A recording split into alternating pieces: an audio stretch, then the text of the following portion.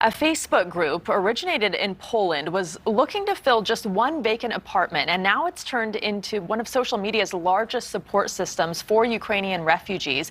It all started just 2 weeks ago by a woman offering her late mother's apartment as an open space to anyone in need. And since then, the group has grown to more than 500,000 members, mostly in Europe, helping people secure shelter and provide transportation and food. And now Facebook's parent company, Meta, telling them this is one of the largest humanitarian group supporting Ukrainian refugees. And this morning, we're joined by the administrators of that group, Ula and Miroswat, and they are running this organization. I hope I pronounced your name correctly. You're both in the UK.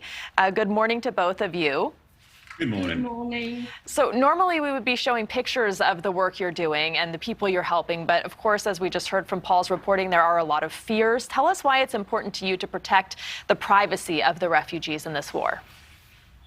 There are so many people on the internet using that kind of information in the wrong way, using the pictures in the wrong way. Plus, there are so many people that are so sensitive to that sort of imagery, that sort of information, that sort of, display of human suffering. And also, we want to protect identities of people that have already been helped just for their future protection. Completely understandable.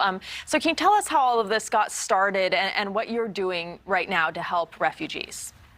So the founder of the Polish group Help for Ukraine, Marta Lisowska, had an empty apartment left by her mother, who only just passed away, and straight away thought of taking in refugees from Ukraine.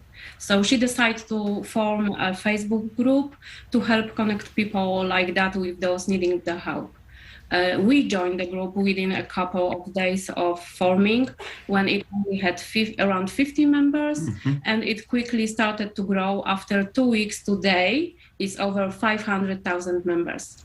So the response of Polish people wanting to help is incredible, and we want to first and foremost thank them for all they've been doing for refugees. It's amazing. And what a way to honor her late mother, right, by helping all of these people. And what is it like for you to know that you're a part of this massive effort to help people and that you will be helping so many people? Honestly, it's overwhelming. It is, because it's seeing the response of people. It really is about connecting the ordinary people wanting to help with those that are in need of help. And the need is great because, as you might know, there are over 100,000 people crossing the border every day. So we're talking about over 1.5 million people having crossed the Ukrainian-Polish border already. These people are flooding in, but I got to say that thanks to that group, there is no need unmet. Every need that has been voiced on that group, there have been people from all over Poland and all over Europe responding to these needs and offering their help. And let's talk about the refugees and how they're responding. I mean, what are they telling you? They're grateful. They're thankful. They feel like they have this support. They feeling it strongly. They're expressing it with gratitude, and that's all they can do at the moment. And we're happy to see that that help is provided. Well, before I let you go, how can Americans and others who are watching right now help?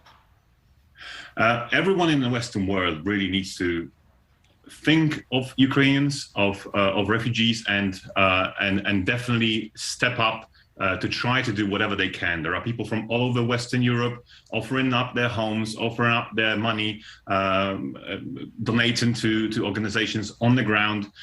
So anyone that can do anything, every little helps. Thank you so much for watching. Make sure to click on the red subscribe button below so you can get more of NewsNation's fact-driven, unbiased coverage.